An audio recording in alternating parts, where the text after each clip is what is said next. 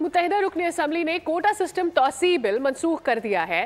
5 दिहाइयों से नाफिज quota system मुल्क की तबाही और बर्बादी की वजह बना हुआ है। हसन साबिर ने चेयरमैन स्टैंडिंग कमेटी के सामने दलाइल पेश किए। मुस्लिम लीग नून और दीगर अरकान ने उनकी तायद की।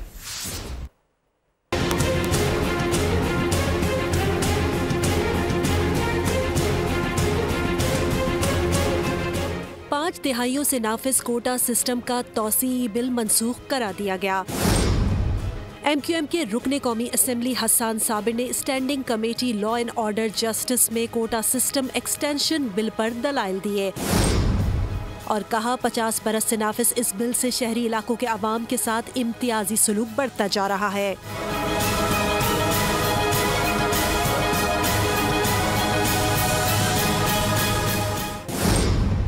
कोटा सिस्टम पाकिस्तान में मेरिट का कत्ले आम है, जिसके बाइस काबिल लोग पाकिस्तान छोड़कर जा रहे हैं। कोटा सिस्टम की आड़ में शहरी इलाकों को भी देहात में तब्दील करने की साजिश की जा रही है। ये एक बिल जो पिछले 2013 से 18 और 18 से 23 तक भी कमेटी जो स्टैंडिंग कमेटीज थी, कायमा कमेटीज लॉ एंड जस्टिस, इसमें पेंडिंग रहा। MQM का मौक़िफ़ शुरू से कोटा सिस्टम के खिलाफ रहा है। कोटा सिस्टम ने मेरिट का कत्लेआम किया है। कोटा सिस्टम की वजह से वो जो अहल लोग थे वो मुल्क छोड़ने पर मजबूर हो गए।